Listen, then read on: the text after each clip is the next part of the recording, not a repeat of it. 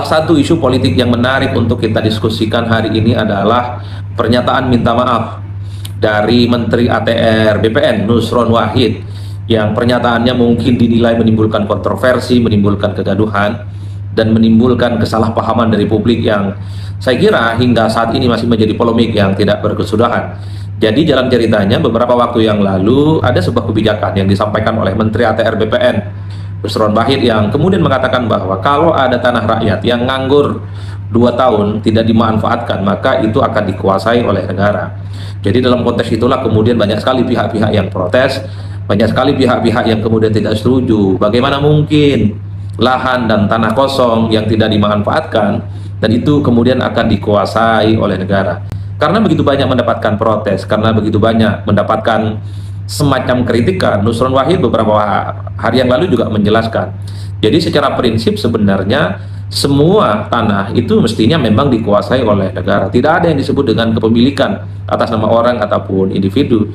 Jadi kalau ada orang yang mungkin mengatasnamakan tanah ataupun lahan itu milik mbah ataupun milik leluhur didapatkan secara turun-temurun, pernyataan Nusron yang mengatakan bahwa memang mbahmu itu bisa buat tanah, memang mbahmu bisa bikin lahan, itulah yang kemudian menimbulkan kontroversi, menimbulkan kegaduhan yang menurut Nusron itu sebenarnya adalah kesalahpahaman yang kemudian menimbulkan polemik hingga hari ini. Oleh karena itu permintaan maaf oleh Menteri Nusron, saya kira per hari ini menjadi salah satu isu yang viral, menjadi perbincangan di dunia media sosial khususnya dan kelompok-kelompok aktivis. Ada beberapa hal yang saya kira perlu saya sampaikan secara terbuka terkait dengan permintaan maaf Pak Menteri ATR BPN ini. Pertama, sebenarnya kalau mau jujur secara substansi, mungkin Nusron Wahid itu ingin mengatakan sesuai dengan Undang-Undang Dasar 1945, terutama pasal 33, kan bumi, air, dan segala isinya itu kan dikuasai oleh negara dan dimanfaatkan seluas-luasnya untuk kepentingan rakyat dan masyarakat secara umum. Itu bunyi undang-undang. Saya kira dalam konteks itu, saya kira memang tidak ada persoalan apapun. Cuman mungkin karena cara menyampaikan komunikasinya tidak oke, ketika misalnya dikaitkan dengan ada lahan dan tanah kosong 2 tahun berturut-turut tidak dimanfaatkan, dikuasai oleh negara, itulah yang kemudian menimbulkan polemik. Atas dasar apa sebenarnya negara itu menguasai tanah, lahan, dan kosong itu, dan pemanfaatannya untuk apa dan dasar apa?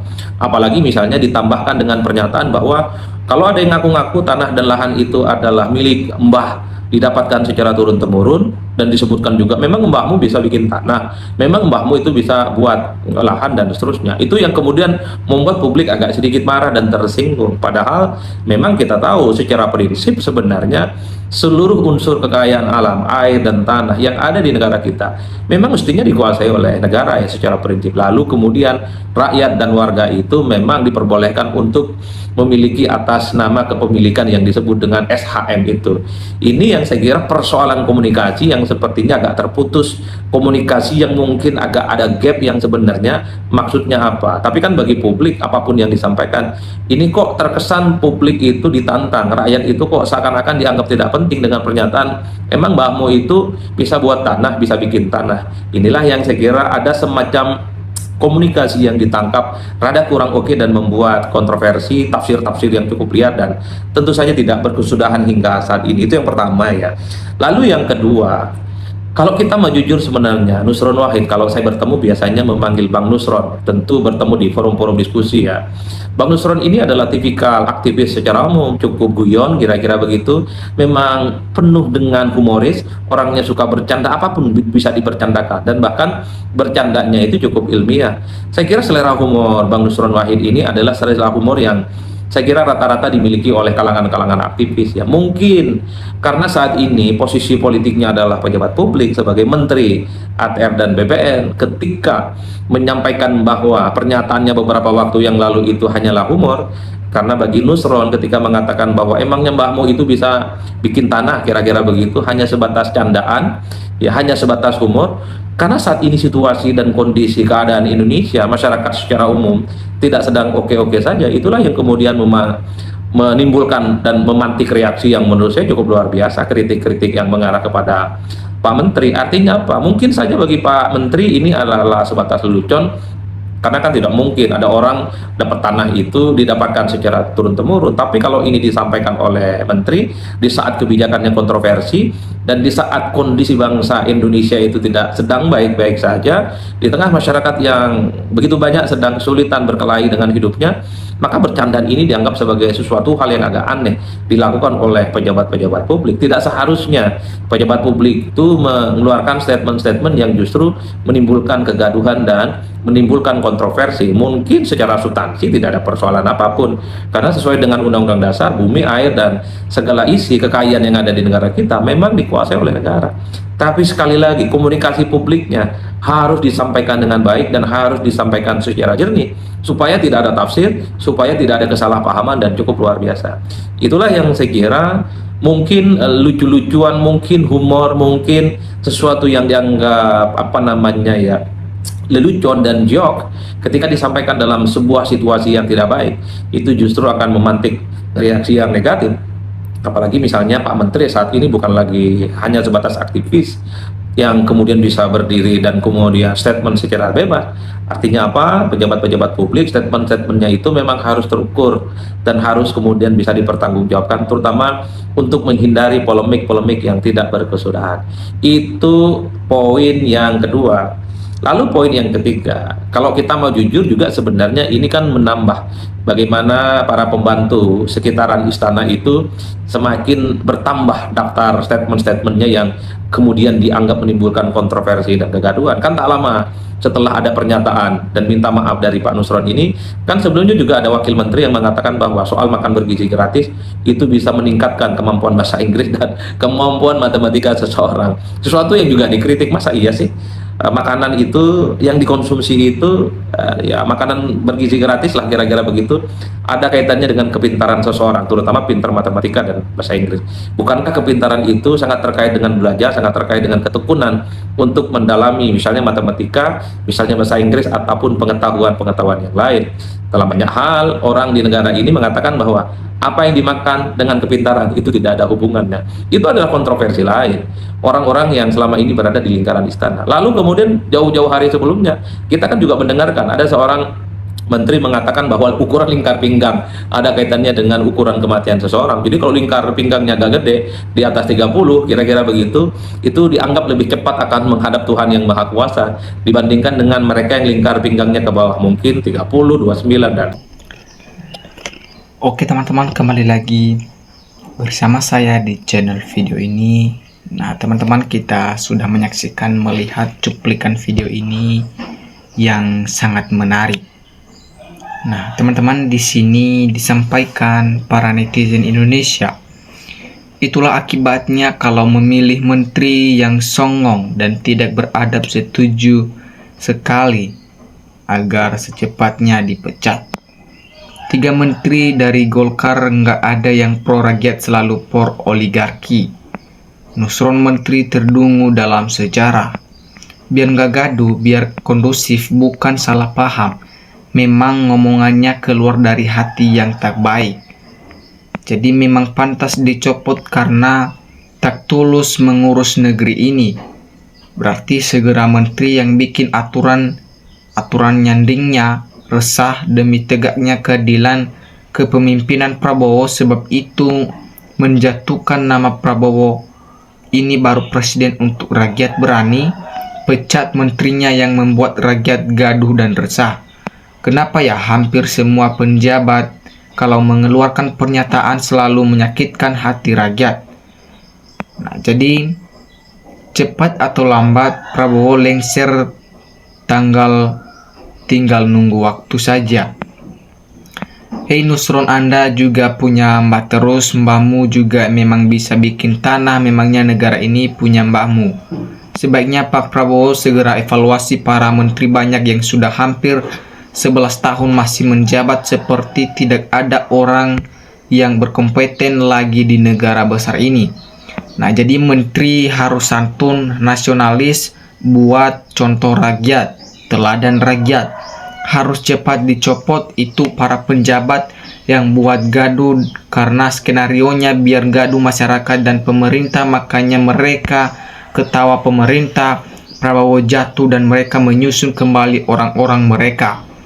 Kebiasaan bahaya laten gaya lama yang sudah usang dicoba dipakai pada masa sekarang yang bisa disebut gaya baru.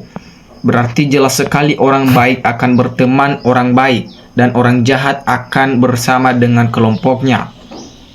Nah, jadi artinya jadi penjabat atau menteri kalau memberikan pernyataan yang enak yang membuat hati rakyat adem tentram, jangan seenaknya sendiri. Jadi singkatnya, soal tanah jangan dikelola dengan bercanda. Cepat Pak, banyak menteri yang harus diadili biar Indonesia lebih baik. Jadi semua milik negara dan sebesar-besarnya untuk kesejahteraan rakyatnya. Pak Prabowo jangan sampai terjebak sama menterinya dan DPR maju terus. Pak Prabowo rakyat mendukung. Sebelum ada Indonesia kami bersumpah Sumpah Pemuda jadi Indonesia.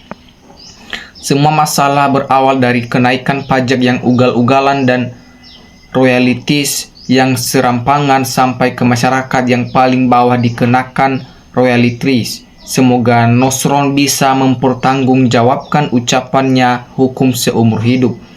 Angkat menteri sesuai kapasitasnya agar tidak gaduh, pecat saja dari partai-partai titipan, bubarin partai yang anak buahnya terlibat korupsi. Nah, nggak usah membela karena sebagai penjabat harus bisa bicara yang santun dan tidak mendesa dengan aturan yang merampok. Semoga terjadi masyarakat sudah muak dengan penjabat yang arogan menindas rakyat karena negara tidak diukur dengan penjabat tapi dengan rakyat. Negara tidak disegani dengan penjabat dan militernya tapi disegani karena rakyat mencintai negaranya. Jantung negara adalah rakyat. Tanah-tanah adat yang nganggur kalau disita negara bisa menimbulkan kemarahan masyarakat adat. Kami sangat berharap Presiden Prabowo Subianto segera mencopot Kapolri, Mendagri, Kejagung, Ketua KPK. Ini banyaknya tanah negara yang diserobot oleh mafia-mafia. Caranya merampas harus ada aturan, tapi sayangnya aturan pengaruhnya ke masyarakat. Tapi mungkin seleksi dalam perampasannya sesuai data desa. Saya doakan semoga Pak Nusron Wahid panjang umur walaupun kiamat dia tetap hidup, semoga panjang umur. Jadi menteri yang unggah-unggah yang baik buat contoh rakyat, mengeluarkan pernyataan jangan kasar, harus dipikirkan dulu, dirubah sedikit demi sedikit. Kalau emat watak salam sehat. Media pemberani yang menampilkan apa adanya, yang kejujuran salut. Nah, ini ada tanah nggak dipakai bekas nanam bunga tapi bunganya sudah kering, monggo kalau mau disita sampah sama pot bunganya sekalian. Jabatan itu dicari yang punya ilmu dan profesional, jangan asal yang membantu, terlebih pendidikannya alumni Sandulillah. Jadi mau dicopot nggak dicopot, yang jelas desingan suara koruptor dan narkoba tidak pernah hilang. Kalau menteri DPR yang bikin peraturan itu harus lapor dulu sama Presiden Prabowo. Kalau tidak itu dampaknya yang kena itu presiden. Maka presiden harus tegas dalam NKRI ini. Nanti kalau memang tidak tegak presiden, berarti koruptor seenak-enaknya membuat masalah. Di sini bahaya bila negara memakai penjabat seperti itu. Negara pasti hancur dan malu pada seluruh rakyat Indonesia.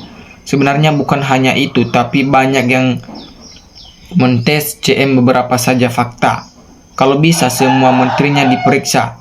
Akibat penjabat dianfak dari kalangan partai tanpa melihat otak dan kualitas, inilah Konoha. Bagus sekali kalau diganti. Juga perlu Bapak tegur juga itu. Harus benar-benar adili koruptor-koruptor negara Indonesia. Bagus sekali kalau cepat teradili. Rakyat sudah benar-benar menunggu kasus-kasus ini agar cepat selesai. Jadi kegaduhan adalah karena lawan politik yang suka melintir-melintir pernyataan cari celah untuk menjegal orang lain. Uang koruptor banyak yang ditaruh di bank di luar negeri pemerintah mau merampasnya, tapi cara merampasnya harus ada aturannya, aturan dimunculkan, dampaknya ke masyarakat lagi, tapi milik rakyat biasa ya bisa dibuka kembali. Tapi koruptor-koruptor di negara kita sudah melayang-melayang semua. Jadi jabatan hadiah ya begitu itu tanpa menimbang kemampuan orang.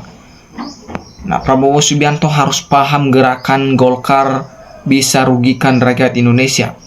Nah, jadi pokoknya jadi penjabat hati-hati dalam berucap. Lihat Pak Presiden berucap sangat berhati-hati. Sekelas menteri berucap agar masyarakat kita cara berpikir majemuk. Gara-gara ada isu lahan-lahan 2 tahun nganggur disita negara, akhirnya tetangga saya sering ke kebunnya yang lama ditinggalkan. Tidak hanya menteri ATR saja yang perlu dicopot, tapi banyak sekali menteri harus segera dievaluasi dan diberhentikan. Ya, jadi teman-teman, sekian cuplikan video ini. Terima kasih. Salam NKRI harga mati.